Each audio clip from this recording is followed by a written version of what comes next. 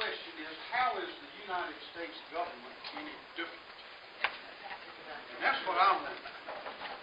And I don't know, I think I know how they got into the mess that they're putting us in. And the main reason is they failed to read the Republican Creed.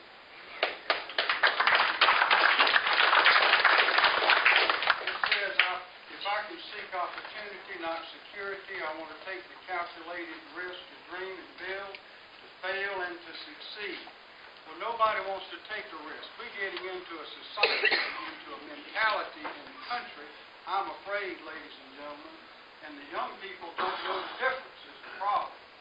They have nothing to go by except what they see happening now, where someone falters, someone takes a risk and loses, they expect to be made whole. Everyone expects a no-risk society. They expect the government to take care of it. I remember when the first President Bush was running for president in 1988, he went to a town hall meeting and some man stood up in perfect sincerity and earnestness, and he said, Mr. President, what are you going, if you get up, Mr. Bush, if you get elected president, what are you going to do to take care of us? And I remember thinking, what a ridiculous question. It is up to the individual to take care of himself or herself. It is not up to the government. There are three things that the government ought to do. As someone once said, they ought to deliver the mail, protect the shores, and stay off of my back. Actually, wrote it down in the Constitution. There's certain things that the national government is supposed to do. And the good news is that it was written in ink and can't be erased. The problem is the courts can't read it. They don't understand the language. But what's happening in Washington now is I'm afraid, is a very dangerous situation. And if the people who have in this room who remember and understand how it's supposed to be with free enterprise, where you take a risk and you might fail. Companies go out of business. There's something called free enterprise in the market that it makes millions of decisions instantly across the country, and that is what has made us the strong beacon and hope for the whole world, is the strength that we have. And it's not strong institutions, ladies and gentlemen, it's strong people. It is people who understand the principles that make us strong people. That's what makes a strong country, and that, frankly, is what's keeping the world together right now. It's keeping a lid on people all over the world is the strength of this country, and I hope it doesn't falter, and I hope it doesn't fail. But I'm scared it might, because they're not going by these principles. It says further, I refuse to barter incentive for dole. I prefer the challenges of life to guaranteed security. Let's stop right there for just a second. I prefer the challenges of life to guaranteed security. I bet you could go out in this country and take a survey, and over the half of the people would say they prefer security to the challenges of life. And when we get headed in that direction, ladies and gentlemen, we've got problems. And our problem right now is, I'm afraid we're headed in that direction.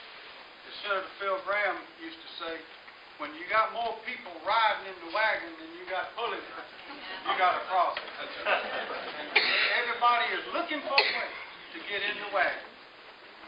So what are we going to do about it? Well, we're going to come to this meeting, because there's one institution in the country that is dedicated to these principles. It's dedicated to the principles of keeping the people strong and keeping the country strong, and that is the principles of the Republican Party as expressed in this creed. It's so simple.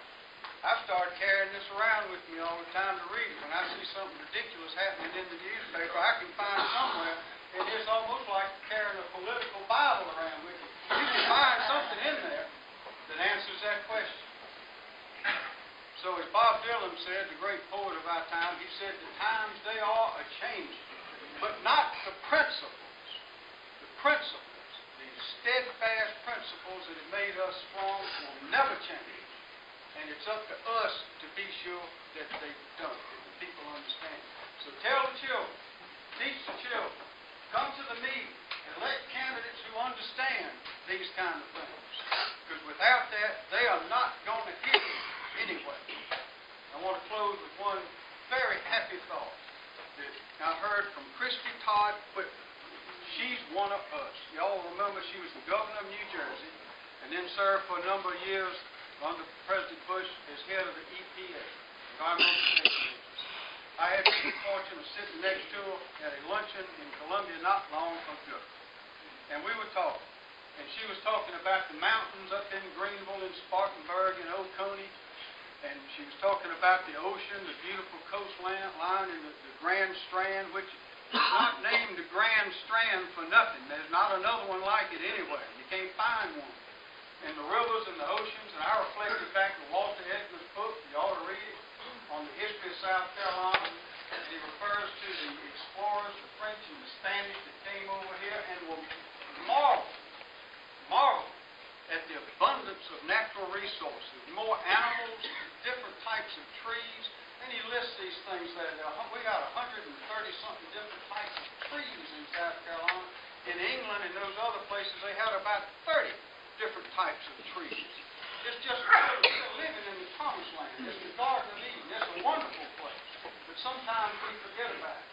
My brother Will was out on a trip at the Grand Canyon, standing there marveling at the Grand Canyon, looking over at the Grand Canyon. What a great thing. It's with a bunch of people. He said, this is spectacular.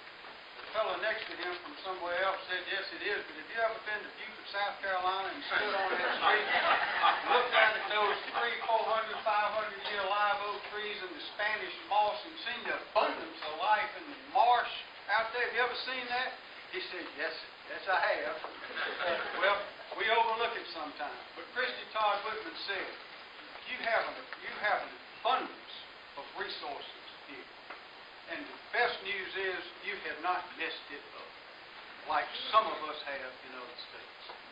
So the way I see it is we are right at the beginning of a great time for South Carolina. We can do things here they can't do in other places. And the leadership that will be provided for that, the leadership that will be provided, comes straight out of these Republican principles that are embraced by the people in this room. So I want to thank you for coming to the meeting. You cannot have a political party without coming to the meeting. You cannot teach these principles to the adults and the children as well without having a strong Republican Party that believes in these principles. And thank you.